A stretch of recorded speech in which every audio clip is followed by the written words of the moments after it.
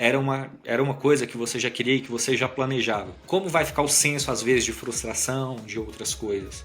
E assim, eu já estava preparado para isso, né? Assim, a gente se prepara, mas sempre falta alguma coisa ali por conta do medo. Num ambiente ali que não tivesse tantos brasileiros, queria mais estar imerso na cultura mesmo, na língua, para aprender. Dia de consulado, cara, zero estresse.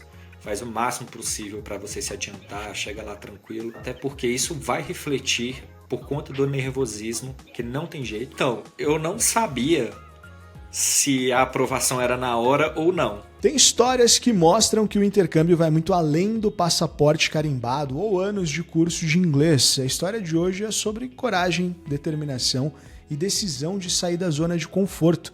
O Carlos ele tinha feito só uma viagem internacional lá atrás, o visto de turismo já tinha até vencido e mesmo assim ele decidiu que era a hora de buscar algo maior, viver a experiência de estudar inglês nos Estados Unidos.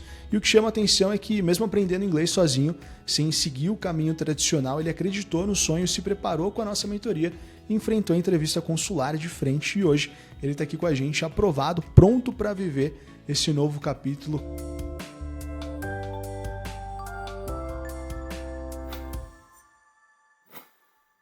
Carlos, seja super bem-vindo, obrigado demais por topar esse bate-papo e para começar, conta para o pessoal quem é você, o que você faz no Brasil e como que surgiu essa vontade de fazer o intercâmbio nos Estados Unidos. E aí, meu nome é Carlos, eu tenho 31 anos. Essa ideia dos Estados Unidos é uma ideia de muito tempo, ali desde os 15 anos. Acho que tem muito aquela coisa hollywoodiana e uma cultura diferente e acaba encantando a gente. Fiz a primeira viagem ali um pouco tempo, né? Toreci um pouco, conheci, bacana, voltei para o Brasil. E essa sempre foi uma vontade que eu tive de voltar com mais tempo para conhecer de fato o que era, estudar a língua, né? E acabou que essa oportunidade veio por agora. Para mim foi o momento ideal ali, eu já venho com esse pensamento ali de anos atrás, mas sempre acontece alguma coisa, um imprevisto, e acabou que esse ano foi show de bola, a mentoria completa e deu tudo certo no final. Legal, e assim, quando você olhava para frente, né, onde que o inglês e a experiência nos Estados Unidos se conectavam com o teu futuro? Se você quer ter negociações melhores, você vai ter que recorrer ao mundo.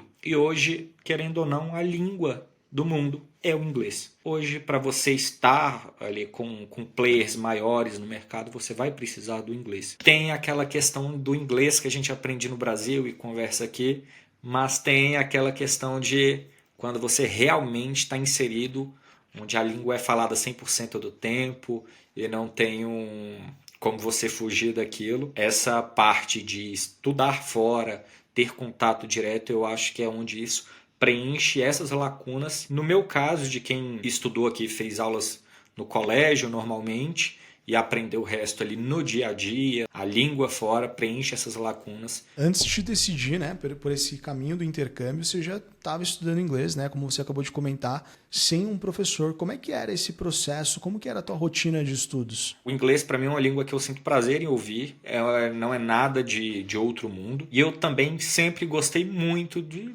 E aí começa, né, séries, filmes. Série e o filme que ali antes a legenda era em português, passou a ser em inglês e depois de um tempo passou a ser sem legenda, dependendo, não era um impeditivo de ver.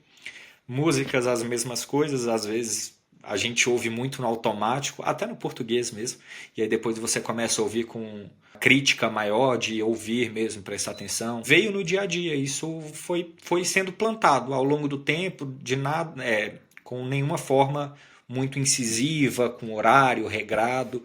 Não, isso nunca aconteceu. Mas sempre que eu podia também, com curso lá fora, eu vou refinar isso, né? Esse é um ponto muito legal de você trazer. Por mais que aqui no Brasil você estude o inglês, quando você estuda de uma forma, de um jeito mais formal, através de uma escola tradicional, aulas particulares, né?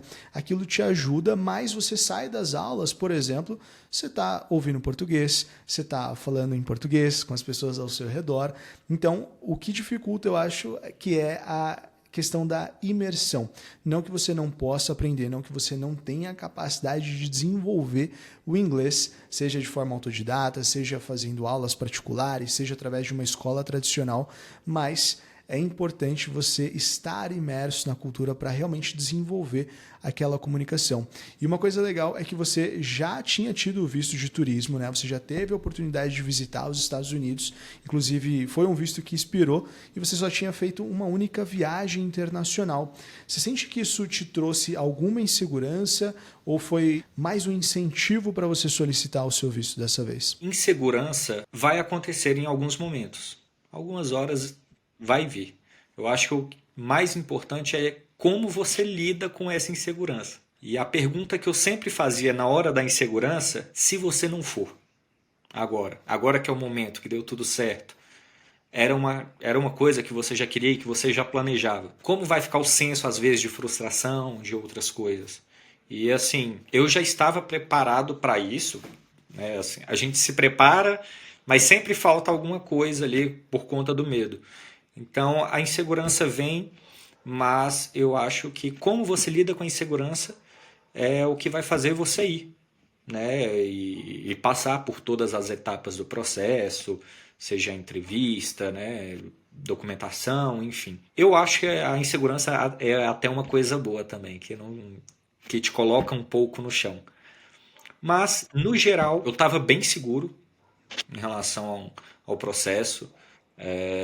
Minha visa manager estava comigo o tempo todo. Às vezes até era eu quem não conseguia acompanhar por conta de trabalho, por conta de outras coisas. No geral, assim, sempre estava bem tranquilo, né? Tirando esses pequenos momentos, mas a visão era maior do que essa insegurança toda e bola para frente.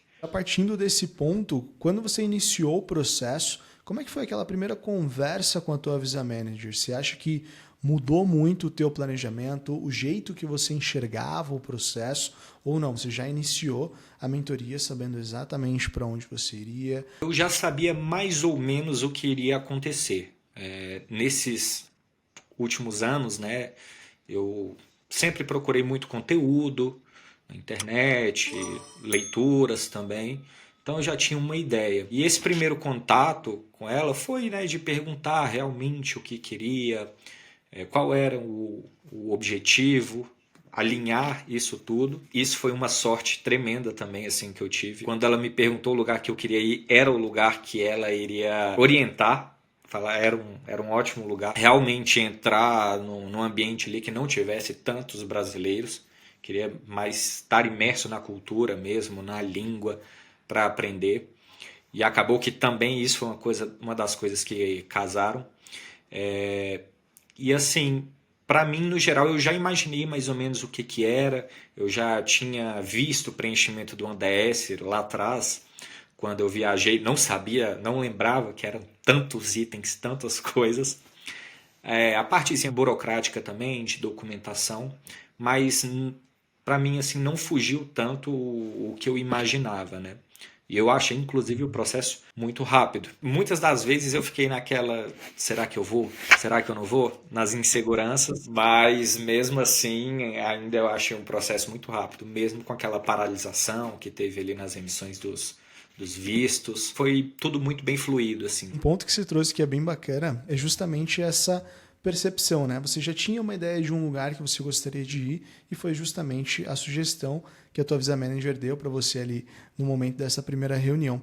E um ponto que a gente sempre está falando aqui, a gente fala nos vídeos que a gente posta aqui no canal, né, no YouTube, é justamente imersão. Então, principalmente para você que está indo estudar inglês, é bom a gente parar, pensar um pouquinho, né? Porque muitas vezes o primeiro destino que surge ali na nossa mente é aquele destino mais turístico, aquele destino onde muitas vezes tem muitos brasileiros, né? Por quê? Porque muitas pessoas elas já vêm com essa coisa na cabeça, né? As pessoas muitas vezes elas querem permanecer na zona de conforto delas. E aí elas querem ir para um lugar onde tem uma comunidade brasileira muito grande, não que seja um motivo por si só para uma negativa, mas a gente precisa entender que você está muitas vezes fazendo um grande investimento. É um valor ali que você se programou muito tempo para investir e você está saindo de um lugar onde só falam português e está indo às vezes para um estado, para uma cidade onde só tem brasileiro. Então faz sentido você fazer um investimento tão grande para ir para um lugar onde você só vai falar português, entendeu?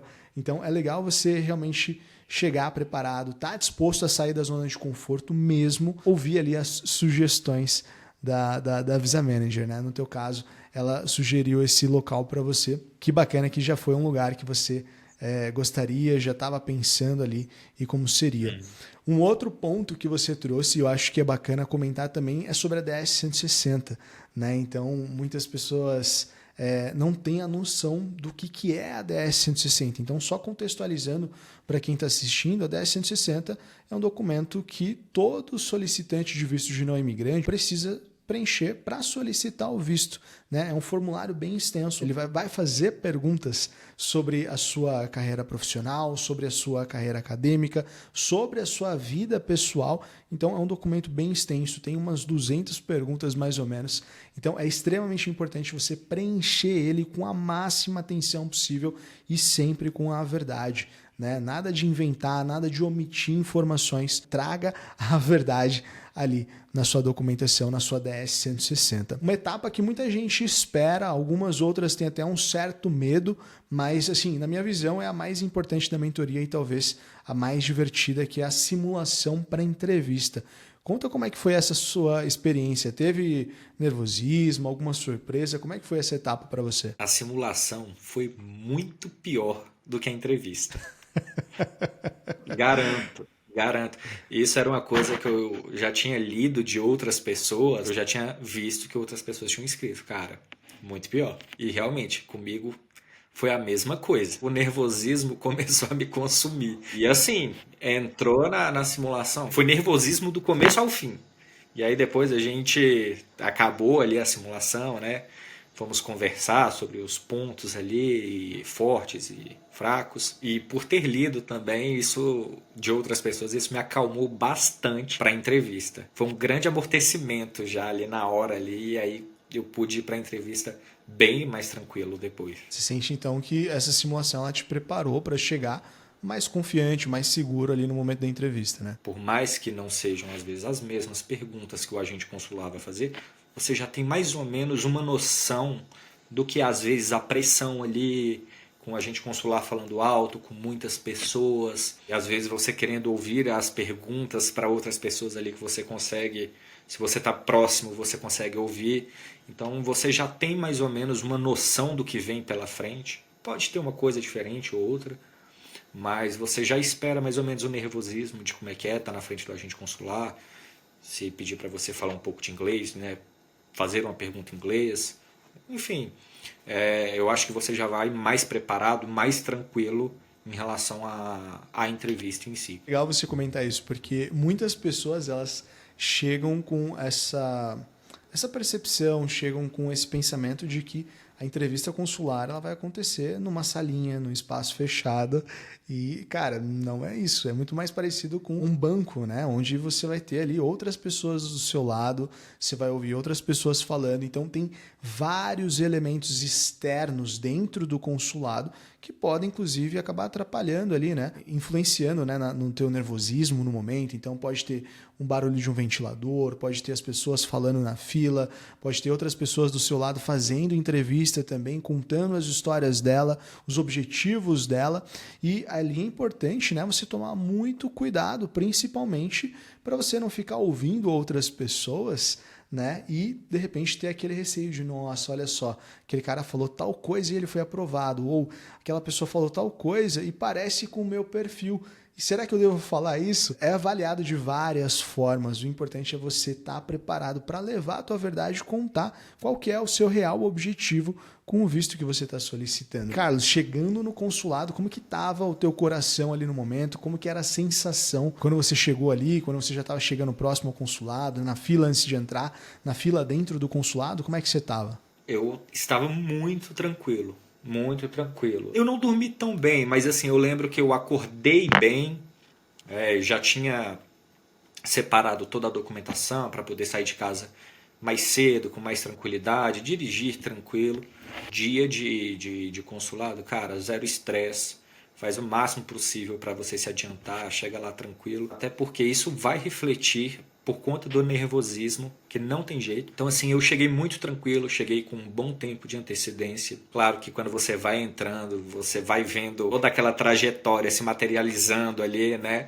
Você vai tendo um pouco de nervosismo, mas ao mesmo tempo também você sabe que eu me preparei, tenho toda a documentação, tudo que está ali na minha DS realmente é isso.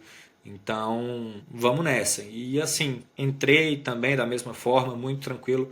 Eu sou daqui de Brasília. Estava relativamente cheio, mas estava indo tudo muito rápido. Poucas pessoas que eu percebi que eram para outros tipos de vistos, se não um visto de turismo. O nervosismo que eu tive na simulação eu não tive no dia ali da entrevista. Porque quando eu entrei na fila, o negócio foi muito rápido. Na hora que eu já vi, eu já estava na frente. Foi muito rápido também e ele já me chamou. Não deu nem tempo, na verdade, eu acho, de ficar tão nervoso assim. O agente consular que te atendeu era homem ou era mulher? Era uma mulher, era uma mulher. Uma mulher. Como é que tava o humor dela ali no dia? Tava tranquila, tava simpática, tava com a cara mais fechada? Bem simpática, bem tranquila. Isso era uma coisa também que eu já tinha ouvido falar, até minha visa manager comentou que, cara, você tá indo ali para responder as perguntas do agente. Não se preocupe tanto se ele parecer muito simpático, se ele não parecer simpático também, porque às vezes coisas muito pessoais, mas isso não, em tese, não vai influenciar na decisão final. Perguntas que eu já tinha ouvido, né, na minha simulação, algumas delas. Senti bem aberto, assim, nada muito diferente, né? A aprovação ela não aconteceu na hora, né, Carlos? O agente consular reteve o teu passaporte. Como é que foi a sensação nesse momento? Então, eu não sabia se a aprovação era na hora ou não. Então, quando a entrevista terminou, eu fiquei assim, e aí? Tá aprovada, não tá? Aquela questão das redes sociais hoje para vistos F. E aí ela me deu um documento, né? E me explicou ali muito rapidamente. E aí eu entendi que, beleza, eu vou ficar sabendo depois. Só que logo após eu sair, eu falei, cara, reteram meu passaporte. E aí peguei o telefone depois que eu saí do consulado, mandei uma mensagem pra minha visa manager e falei, olha, é o seguinte, e aí? Ela, olha, isso é um bom sinal, né? Falei, tá bom. E assim, já saindo de lá, chegando em casa, entrando no site lá que eles passam do consulado e agora. E agora dando refresh na página, né? O tempo todo. Mas assim, deu tudo certo. Ainda bem. A tua entrevista ela aconteceu bem nessa transição, né? Então, para quem está assistindo e talvez não esteja tão familiarizado, antes, como que era feito? Você ia para a entrevista, se você fosse negado, você ficava sabendo na hora, o seu passaporte ele era devolvido. E se você fosse aprovado, seu passaporte ficava retido ali com o agente consular, mas você era informado da aprovação no mesmo momento. Hoje, o que mudou é que o seu passaporte ele ainda fica retido, mas ele ainda vai para uma outra análise das redes sociais. Então, as redes sociais, elas são pedidas ali no formulário de DS-160. Né? Então, assim, se eles pedem essa informação é porque eles querem ter acesso a essas informações. Então, é importante você deixar as redes sociais abertas para que eles possam conferir, né? Ver se realmente você não representa nenhum risco para os Estados Unidos ou até mesmo que você não tenha alguma segunda intenção de não cumprir o objetivo do visto que você está solicitando. Então, você tem o teu passaporte, mas a aprovação ela vem um pouco depois, né? Você fica sabendo da aprovação um pouco depois. E aí, no teu caso, quando apareceu lá no sistema que o seu visto foi aprovado, qual foi a sensação naquele momento? Você ligou para alguém, comemorou de alguma forma especial? Como é que foi isso? No meu caso, eu esperei aparecer, não foi nem o aprovado, foi aquele emitido. Eu falei, não, beleza, agora foi. Ali, quando eu já tinha lido ali o aprovado ali, eu já... Foi aquela respiração assim de... Deu tudo certo, né? Valeu a pena o esforço, um pouco do estresse que você passa. E aí, depois, ir buscar o passaporte com visto, né? Já... Aí você passa para outra parte do processo da viagem, né? Passagem, onde lugar para ficar, e aí começa outra loucura, né? Aquela ali, graças a Deus, já ficou para trás, que para mim, no caso, é a mais burocrática de todas. Com certeza. E agora que já está aprovado, como é que estão esses preparativos e as expectativas para o intercâmbio? As perspectivas estão muito boas. Passagem, essas coisas eu consegui resolver de uma forma até rápida. Ainda estou vendo questão de lugar, né? Para me hospedar, então isso é uma coisa que eu quero até perto da escola, porque eu quero ter esse acesso fácil. Se eu precisar de alguma coisa para estudar, às vezes um outro horário. Também conhecer ali a região, né? E acho que falar bastante. O meu negócio eu quero realmente estar ali imerso em inglês 24 horas por dia, até dormindo assim, se possível, né, sonhar em inglês. É uma coisa que soma para você ali para o resto da vida. Eu tenho conhecidos que têm negócios, são donos de negócio, e eles falam, cara, você pega um currículo hoje, às vezes vem ali inglês fluente. E aí na hora que você vai conversar, você vê que não é bem assim. Então, isso é coisa que eu acho, pessoas próximas a mim também acham e falam. O inglês fluente de verdade faz a diferença, né? Não só no mundo corporativo, mas em conhecimento, né? Comunicação de fato. Então, para mim, o inglês, assim, eu tô lá porque eu preciso sair assim no melhor possível que eu consegui fazer nesse período antes de retornar para o Brasil. Assim, como que você acha que esse tempo fora vai impactar a tua vida profissional e pessoal, né, quando você voltar? Vai ficar de uma forma relativamente tranquila. Eu tenho um sócio em um dos meus negócios e mais 2 sócios em outro negócio. Foi uma coisa conversada com eles. Hoje meu negócio que mais demanda do meu tempo, um negócio que eu tenho loja própria, a gente mexe com distribuição, e que eu tenho um sócio só, mas foi uma coisa que já foi conversada, a gente já se preparou para isso, para esse período que eu estiver fora, que não vou ter tempo para tocar um negócio, enfim. Nós temos partes diferentes dentro do negócio, mas nós dois sabemos fazer as duas partes. E aí também estamos trazendo uma outra pessoa para somar aí, para tirar um pouco do peso dele também das costas. Então, profissionalmente, assim, vai ficar uma questão bem tranquila, não vai mudar muita coisa na minha vida. E no pessoal, também não. Assim, no pessoal eu tô indo bem tranquilo, minha família também já sabia, que bem tranquilo. Nenhum impeditivo em relação a isso, né? Que eu tenho alguns casos que falam, meu pai, minha mãe, não querem que eu vá. Não, meus pais são bem tranquilos, acho que tem que ir mesmo para conhecer e aprender também. Conhecimento é sempre, acho que mais importante. Assim, bem sossegado mesmo. Quando você voltar, você acha que essa experiência fora vai impactar no teu dia a dia, na sua carreira, principalmente nos seus negócios? Com certeza vai. Em um dos meus negócios a gente pretende expandir parte dessa expansão, trazer parceiros de fora. Em relação a pessoal eu não falo assim tanto, mas em relação ao profissional vai ser 120% assim. A gente ir para a reta final, para a gente encerrar. Para quem está assistindo agora, que também nunca estudou fora, que muitas vezes aprendeu o inglês sozinho e às vezes tem aquela sensação de que não tem chance, de que talvez o intercâmbio não seja para ela, que conselho você deixaria? Primeiro, é a vontade.